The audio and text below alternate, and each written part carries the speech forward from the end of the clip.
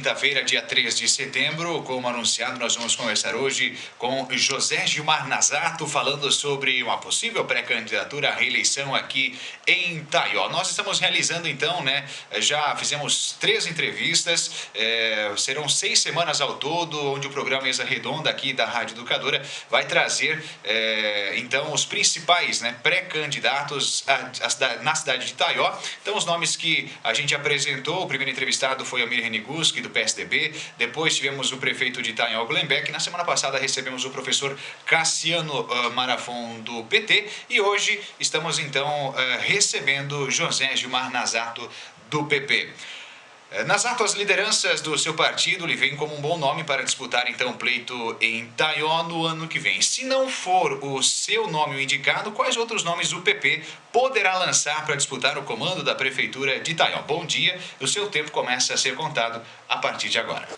Bom dia, Jefferson, bom dia a todos aqui da Rádio Educadora, bom dia aos ouvintes da Rádio Educadora em nossa cidade e nas cidades vizinhas. Eu penso e reconheço e parabenizo a Educadora por essa iniciativa de promover, que é o seu papel, já faz isso muito bem há muito tempo, de contribuir com a promoção da consciência política de nossa cidade de Itaió. Um cidadão mais politizado, com mais capacidade de discernir, ele saberá, evidentemente, fazer melhores escolhas na hora de votar. O Partido Progressista, o PP, ele tem uma história muito rica em Itaió, uma história de conduta reta, tem uma história de bons serviços prestados em nossa cidade. E essa história de bom serviço prestado, ela inspira e ela encoraja a qualquer um a disputar uma eleição em nossa cidade, seja para prefeito, seja para vereador, tanto faz. Eu não venho aqui hoje na condição de candidato nem de pré-candidato. O Partido Progressista, que se reúne na sua executiva semanalmente, desde a última eleição de 2012, o Partido Progressista tem responsabilidade com o processo político eleitoral em Itaió. Por isso o partido não está fulanizando, não está dando os nomes de candidatos agora, porque o Partido Progressista tem um projeto para Itaió, um projeto político, não um projeto pessoal do Nazato, do Dr. Adolfo, do Richard, do Macop, do Ginho, de quem quer que seja. Por isso o nosso projeto não é de fulanizar. Nós não vamos falar de Cicrano nem de Beltrano, mas sim o partido que tem projeto para Itaió. Um projeto de cuidar bem de nossa gente, de cuidar bem de nossa cidade. Porque se nós fulanizarmos, antecipando esse debate eleitoral, político, que a política de fato, a campanha começa só na metade do ano que vem, tudo o que dissermos daqui até lá não passa de especulação, por mais bem intencionados que sejam aqueles envolvidos na condição de pré-candidatos, mas não passa por enquanto de sondagem assim por diante. Então o PP quer contribuir com um debate político de projeto de partido, e não um projeto de pessoa, de candidato. Porque isso acaba envaidecendo a pessoa, isso acaba inflando o ego do ser humano, e aí depois acaba se fazendo aquela campanha do vale tudo. E eu me lembro da campanha de 2012, em que eu fui candidato a prefeito, que até carta nossos adversários fizeram, falsificando a minha assinatura, fazendo uma carta contra as religiões e distribuindo para os eleitores, contaminando todo o processo. Essa atitude desrespeitosa, aliás criminosa, não foi a única do processo eleitoral. Então, se a gente ficar fulanizando, dando nome antes do tempo, acaba sendo um projeto de pessoa. Esse negócio do Partido Progressista, do PP, não é um projeto do Nazato, não é um projeto meu ou de quem quer que seja. É um projeto de partido, tem um alcance muito maior, porque nosso interesse é fazer política para melhorar a vida das pessoas. Ninguém que se elege para outra coisa, senão para trabalhar para melhorar a vida das pessoas. E melhorar, evidentemente, a vida da cidade, das empresas, da agricultura, do comércio, prestação de serviço, das ruas, da saúde, porque senão nós vamos entrar, quando fulanizamos o processo, nós entramos numa campanha muito de ego, de vaidade pessoal, e acabamos perdendo o foco naquilo que é essencial, que é cuidar das pessoas. E aí a gente acaba cooperando, contribuindo com os chamados políticos espertos, aqueles políticos do tapinha nas costas, o político que resolve um casinho aqui, um casinho acolá, para ganhar o voto. E sobre político esperto, acabei de me lembrar de Sêneca, que é um filósofo da antiguidade, que disse que todo homem muito esperto, ele precisa mais do que qualquer outro homem da providência divina para proteger-se de si mesmo. Porque o cidadão muito esperto sabe tudo, faz tudo do seu jeito e esquece de cuidar do essencial. No caso do político, então esquece de cuidar da cidade e das pessoas. Tá certo. Nazato, como você bem citou, o senhor bem citou, o PP teve candidato, no caso o próprio Nazato foi candidato em 2012. Caso se repita essa candidatura do PP e caso o Nazato seja eleito, quais que seriam as prioridades que o senhor enxerga para Taió hoje? Eu penso assim, que tanto um eleito, um cargo eletivo qualquer, de vereador a presidente da República, como um servidor público de qualquer natureza, seja um juiz, um delegado, um promotor, funcionário da Fátima, do IBAMA, da prefeitura, da polícia, tanto faz. Qualquer um que é remunerado com dinheiro público tem por essência, por apanágio, por atividade principal, servir. Servir. E o político que não serve para ser político, na minha opinião. O político precisa servir. O funcionário público está para servir. Então, falar de prioridades é um negócio interessante. Prioridade agora pode ser tomada, na primeira vista, como uma promessa. E quer saber, de promessa nós estamos todos cansados. Nós já vimos que isso não funciona. O eleitor já aprendeu, pelo menos alguns, né? Tem uma boa parte que ainda não aprendeu. E vai sofrer bastante até que um dia aprenda. Mas cada um tem o tempo de aprender. Mas nós aprendemos que essa promessaiada de campanha, isso não contribui para mais nada. Então falar de prioridade hoje, elencando obras, possíveis atividades, na minha opinião não passa de promessas vazias, que não contribui para nada com esse projeto de partido que o PP tem e não melhora a consciência de cidadania do cidadão taioense. O que nós precisamos, e considerando que todo agente político é servidor do povo, porque quem paga a conta é o povo, é o eleitor, é o consumidor paga sempre a conta. Então o consumidor precisa se conscientizar, o eleitor precisa se conscientizar que tudo que é público está a seu serviço. Então quem tem que participar dizendo quais são as prioridades são as pessoas, é o povo. Por isso que eu propus na campanha de 2012, se um dia vier a ser candidato, se um dia for prefeito, eu vou fazer questão de implementar o Conselho Comunitário de Administração, aonde as pessoas podem tomar, junto com os gestores públicos, decisões que serão compartilhadas, onde as entidades terão vez e voz, e voto e decisão. Eu penso nos tantos clubes de serviço, organizações que tem por aí, clubes de mães, clube de idosos, CTG, Rotary, Lions, as entidades religiosas todas, sem discriminação, sem preconceito, todas, associações de bairro, todas poderão a seu tempo, se desejarem, indicar algum representante para fazer parte desse conselho. Na minha opinião, uma política moderna, respeitosa, transparente, não tem mais como uma prefeitura, uma pessoa que é o prefeito, mesmo que esse tenha sido eleito, porque por natureza ele já foi escolhido pelo povo para tomar as decisões. Mas mesmo ele precisa falar mais com o povo. Quando o político é carreirista, quando a gente fulaniza o processo, o político dá um tapinha nas costas, faz uma promessa, se elege, depois não acha mais. Ele não quer mais falar contigo. Ele não tem mais tempo para falar contigo. Evidentemente que as coisas grandes que envolvem dinheiro, projetos na nossa cidade, precisariam então levar para esse conselho, para um debate comunitário, com audiência pública. Nós não podemos mais gastar 500 mil, 1 milhão, 2 milhões de reais do cidadão sem que ele participe disso. Então eu penso assim, que as promessas que nós estamos chamando de prioridades, elas precisam ser trabalhadas com a sociedade, num projeto maior, né? E eu penso que um bom prefeito poderia utilizar melhor o quadro de servidores efetivos, diminuir o tamanho da máquina pública, valorizar os trabalhadores efetivos, precisa melhorar a gestão de compras e dos recursos todos da prefeitura. Eu penso que seria bom, necessário instituir ou implantar um determinado cartão do cidadão, como já existe em algumas prefeituras mais modernas. Nesse cartão conterá todas as informações dos atendimentos que o cidadão requereu da prefeitura, com prazo, com protocolo. Hoje o cidadão pede uma carga de cascalho, protocoliza alguma coisa, a resposta vem, ao Deus dará, ninguém sabe quando, ninguém te dá retorno. Então eu penso que o cidadão merece mais respeito, mais transparência e com melhor gestão das informações, o gestor público poderá decidir melhor aonde investir, aonde economizar e assim por diante.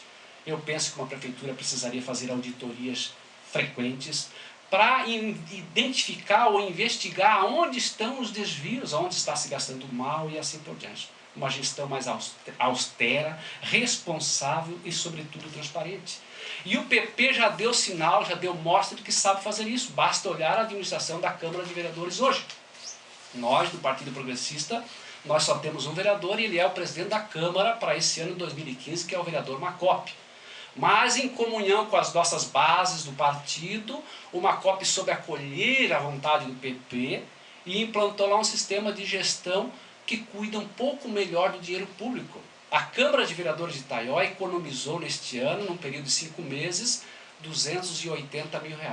É bem verdade que não poderia ter feito isso sem a participação de todos os vereadores, dos 9, especialmente dos 5 que compõem a base de oposição, que compõem a base da presidência da Câmara, mas todos participaram, os vereadores do PSD, do SDD, do PMDB, do PSDB, mas liderados pelo vereador do PP, fizeram essa economia, que inclusive foi repassado para a prefeitura R$200 mil na metade desse ano, foi devolvido, e nós não vimos a prefeitura economizar dinheiro, o Estado economizar dinheiro, a União economizar dinheiro, mas a Câmara de Itaió dá bom exemplo.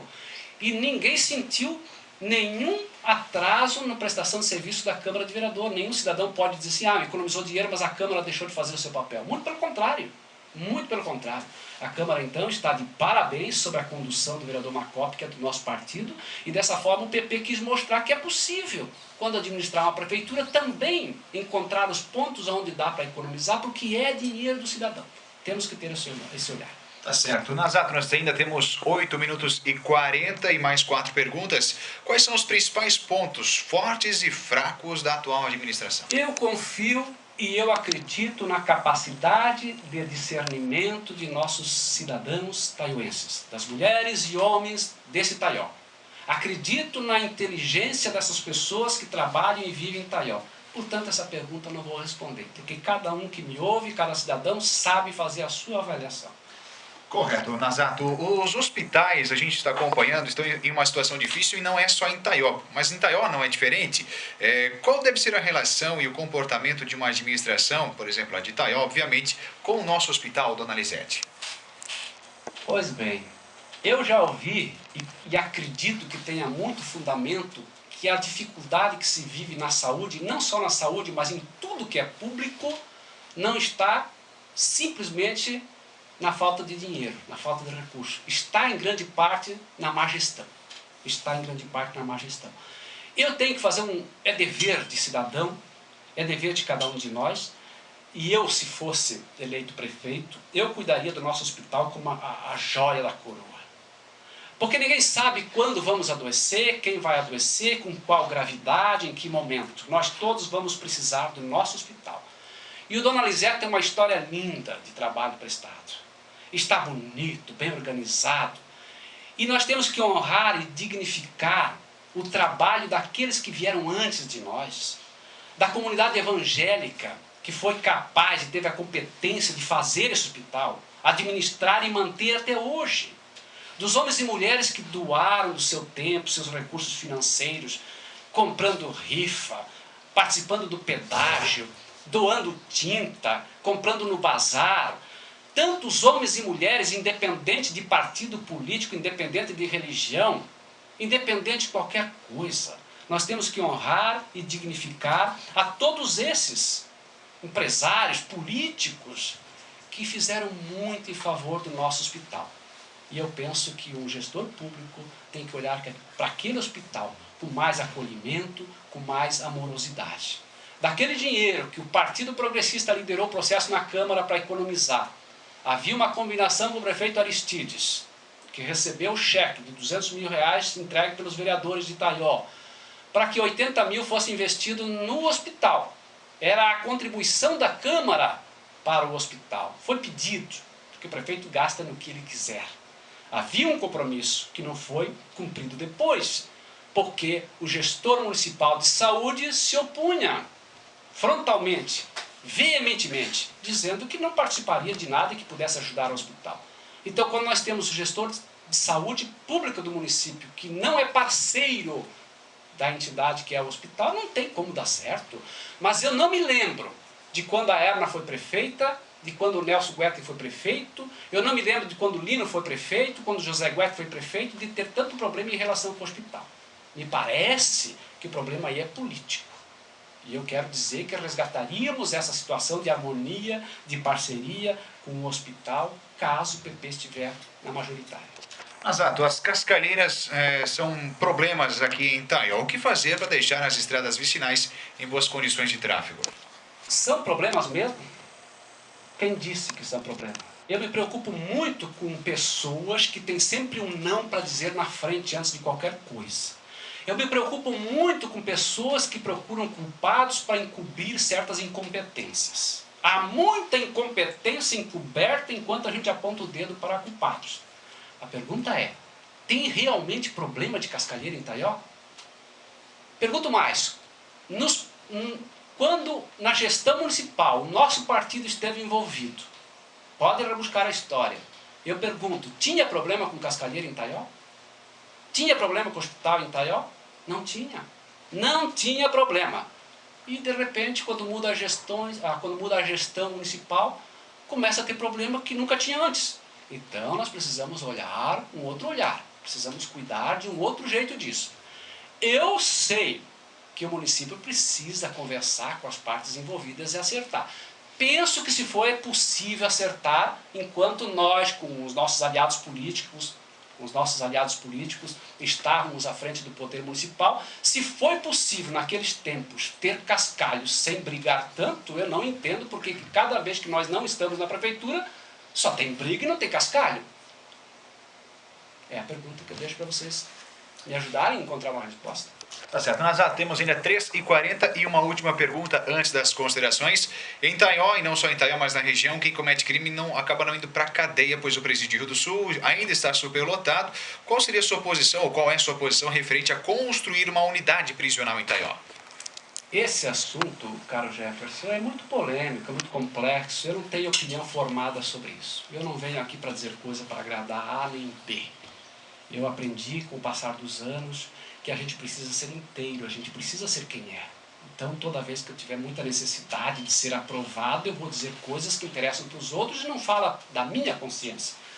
Então, a minha consciência diz o seguinte em relação a isso, que nós precisaríamos, claro, investir muito mais em educação e escola do que em presídios.